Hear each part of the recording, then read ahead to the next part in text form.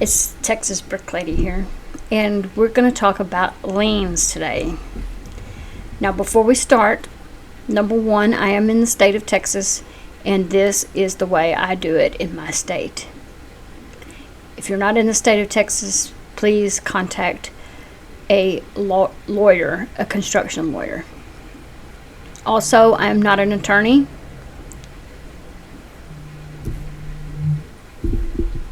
I'm not an attorney, and so I'm not giving you legal advice.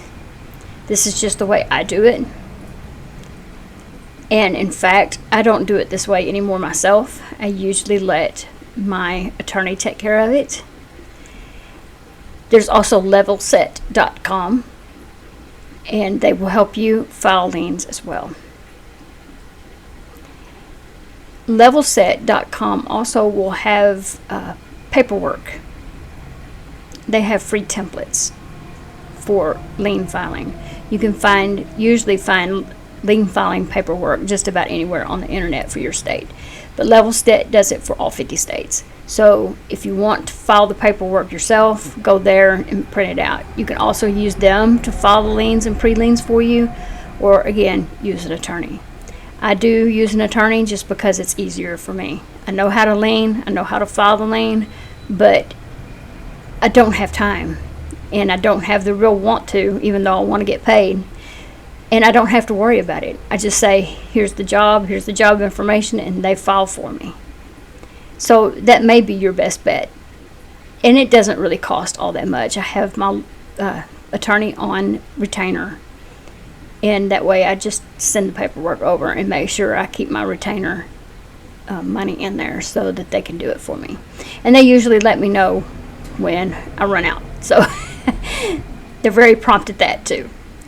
So first things first, you need to make sure you file your pre-lien notices and file them on time.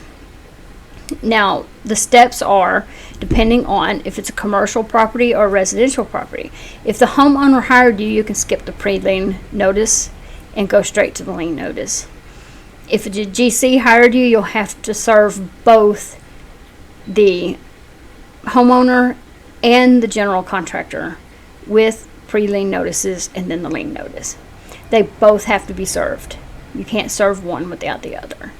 So make sure you remember that. If you're under a GC, you need to serve both.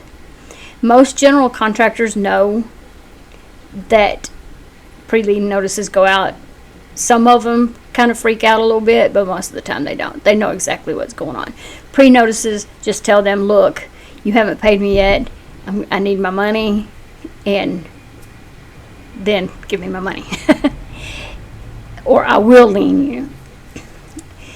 Usually they get a couple of those before they actually get liened, though. When you pre-lien somebody, again, you have to go to the clerk's office to file the paperwork. You fill out the paperwork, take it to the county clerk.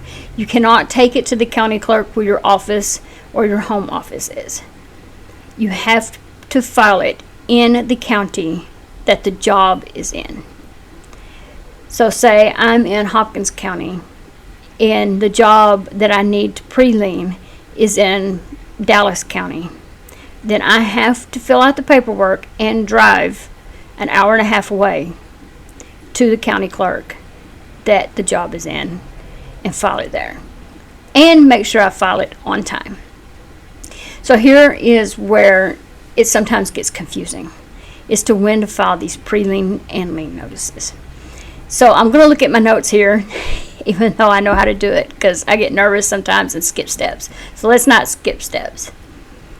So if you are on a residential project and you were hired by a general contractor, you would serve again both the owner and the general contractor.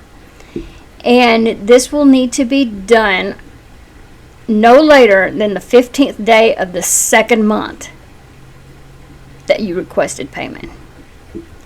Now, whether that's the end of the job or you're in the middle of the job and you didn't get paid that next pay request, it will have to be in residential again no later than the 15th day of the second month. So say I ask for a payment today. Today's the 7th of December. I would have to have my lien notice in by February 15th. No later than February 15th. I wouldn't wait till the 15th. I often send my lien notices a couple of weeks before because you don't want to rush. And if you wait till the 15th, you're going to have to rush because it can't be later than the 15th. And it can be before the 15th, but no later than the 15th day of the second month that you didn't get paid. Residential. Commercial's slightly different.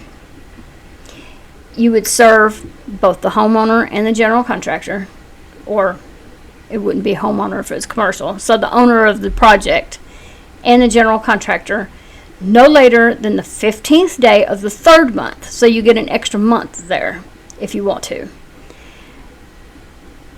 I would serve not just the lien notice, but if it's a commercial job, I would put in a demand letter as well, demanding payment. It needs to be clear and concise, and that's one of the reasons that I do use a lawyer, because when they send a demand letter, it has their company name on it. It says so-and-so and so-and-so attorneys at law, and it kind of backs you up a little bit, if you understand what I'm saying. Either way, you're going to have the same result, but sometimes the result is faster when you use an attorney. Again, using an attorney saved me several times. So I would do that if I were you, or use levelset.com, or something like that. But anyway, the 15th day of the third calendar month. And if you're on a commercial job that is bonded instead, like a school, state job, something like that, don't even bother with the liens, because liens aren't going to work. They'll just laugh at you. You file your claims against the bond, and bond claims will be a whole different subject, so I will do that later on. But there you go. If you have any questions, just put them in the comment section below, and I'll see if I can find an answer for you. So y'all have a good day. Hopefully you don't have to lien anybody today. It's not the 15th yet. You got a week.